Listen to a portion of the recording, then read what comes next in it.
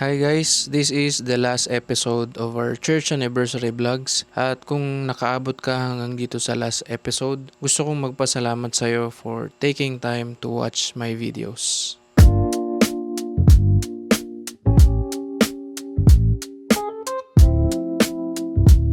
Mga alas 4 na nung dumating kami sa church at yung ibang mga members is nauna na bumiyahe papuntang Balaki Island.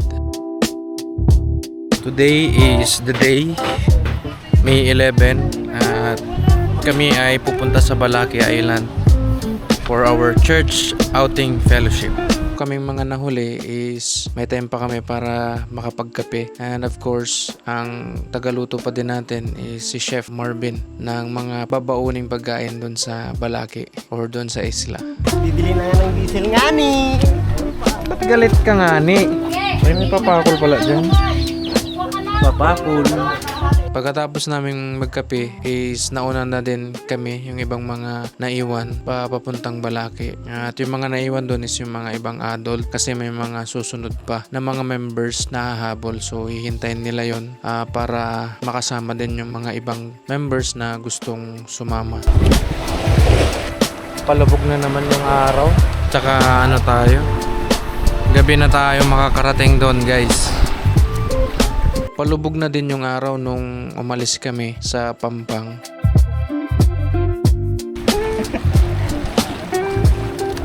Ganda yun, orange, oh.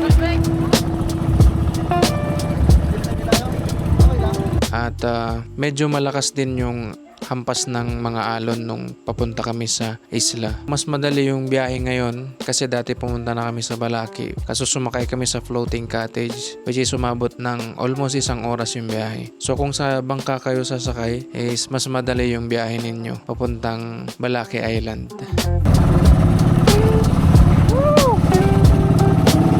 Wala na yung araw nung malapit na kami sa Balaki Island, pero napakaganda pa din yung kulay ng langit, samahan pa ng mga lumilipad na mga ibon.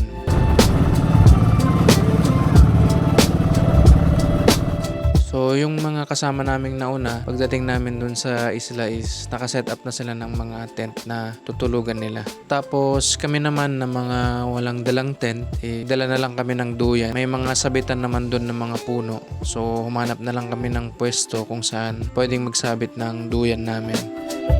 Gimana? Oh, ay may cut mo. Nakakulang ijay? Medyo madumi na naman yung isla kasi marami talagang bumibisita doon.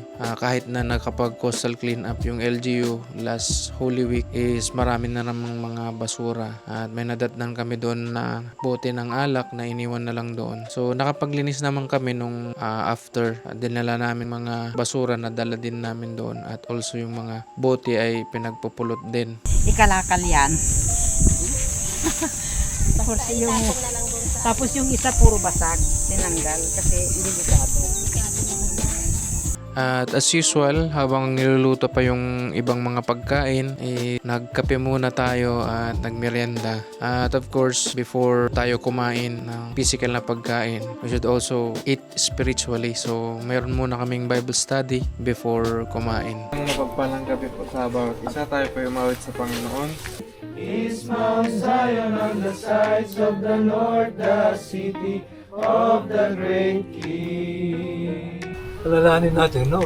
Yung pinipersecute niya, sapagkat yung church ay ito yung body of Christ, kalipunan ng mga believers, mga sumunod kay Kristo, at sabi nga ng Bible ay the Lord added to the church.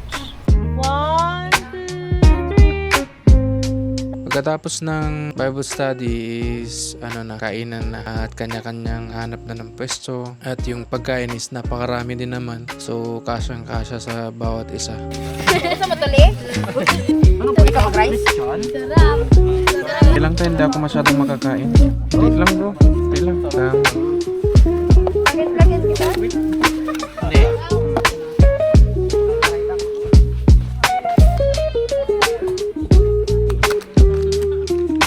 Pagkatapos kumain, busog na ang lahat at medyo tumahimik na ang paligid at nagpahinga na rin yung iba. Mostly mga adults is nauna na silang matulog. At meron pa rin ng mga ibang mga young people na gising pa. Pero almost lahat ay patulog na. And that time is nasobrahan din natin magkape. I think mga nakatatlong beses ako magkape that time. So hindi ako nakatulog agad. So mga anong oras na ako nakatulog? Alas 3 na ng madaling araw. Ayan guys, katatapos namin kumain ngayon. Busog na ang lahat at coffee time na. Kape-kape muna at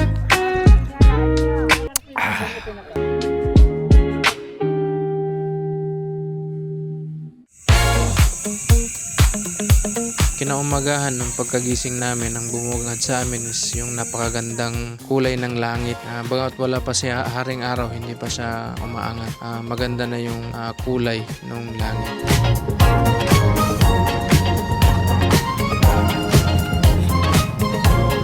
Siyempre, nagkape na naman, papainit ng tiyan. Tapos, then, nag-ikot-ikot tayo. Doon lang natin napansin nung umaga na napakarami palang tent na nakaset up. Kasi nung gabi, pagdating namin, gabi na. So, hindi ko masyadong nakita lahat. Nung umaga, dami palang tent. Kasi napakarami din talaga sumama this time na mga members. Although, hindi lahat nakasama. Pero, yung bilang namin is madami na kumpara doon sa mga naunang punta namin sa Balaki. Hindi pala makalabas yung araw, guys.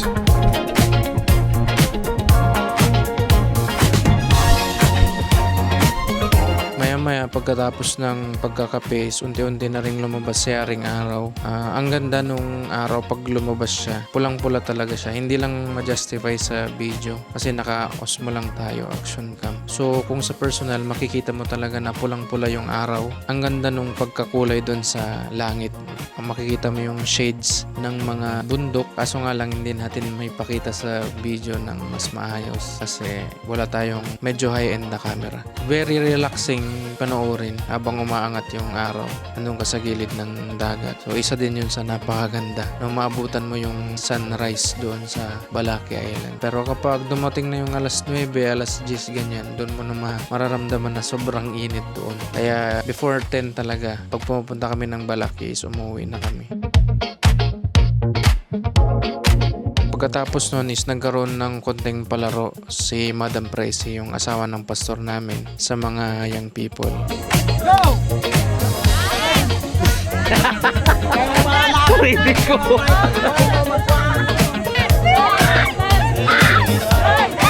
Ne?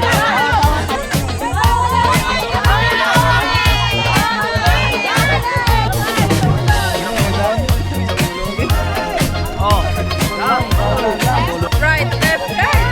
Left, right, left.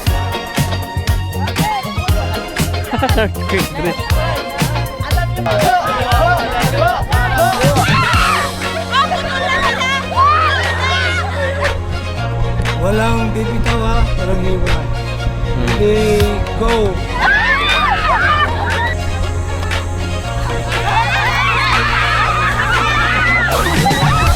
Ay, nagudwan.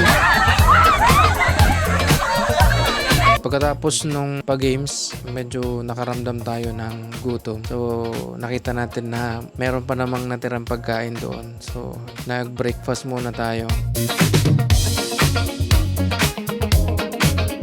Pagkatapos ng lahat-lahat, naging pake na and then nag-take off na kami. At pinili ko talagang mauna kasi inaantok ako. Alas 3 na ako nakatulog noon. So, gusto ko nang umuwi. Sumakay na ako dun sa bangka ni Brother Steph. At nauna na kami. Oh, Danya. Uwi na tayo guys. Tapos na ang ating fellowship.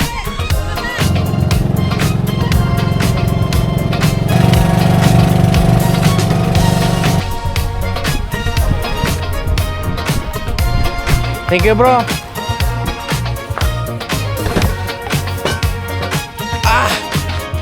Kawakas, then pagdating namin dun sa church, pagpunta ko dun sa motor ko, dun ko na-realize na wala pala sa akin yung susi ng motor ko o yung remote ng motor natin. Pinahawak ko pala kay Brother Marvin yung susi. Ang nangyari is natulog na lang tayo dun sa church at hinintay natin silang makarating kasi hindi tayo makauwi, wala yung susi natin. So dun nagtatapos yung aming overnight Thanksgiving fellowship. Medyo mahaba, nagkaroon tayo ng 4 na episode sa video na to. So kung natapos mo yung 4 na episode, maraming salamat for taking time to watch my videos patungkol sa aming church anniversary.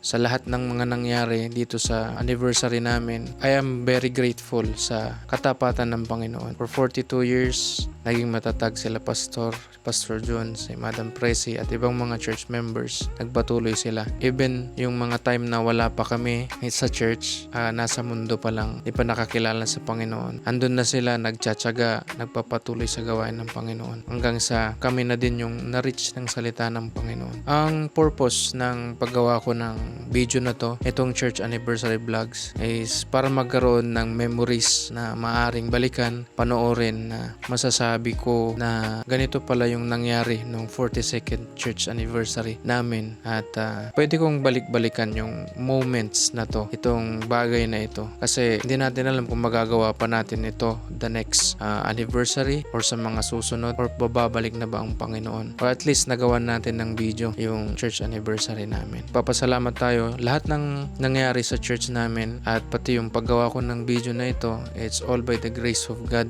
kaya nangyari yung mga bagay na ito. So yun lang, thank you for watching. Tiniisip ko na i-compile yung buong episode tapos i-upload natin as full video, pero hindi ko alam kung gagawin pa natin yun. And hopefully after nito is makagawa pa ako ng ibang videos. So kung bago ka pa lang dito sa aking YouTube channel, and I'm Cass at I am doing Christian vlogs at ibang mga topic na pwede kong magawan ng content. At magsisimula ako ulit this 2026. So sana magtuloy-tuloy yung pag-upload natin ng video. So yun lang. Thank you guys for watching and see you guys on the next video. And to God be all the glory.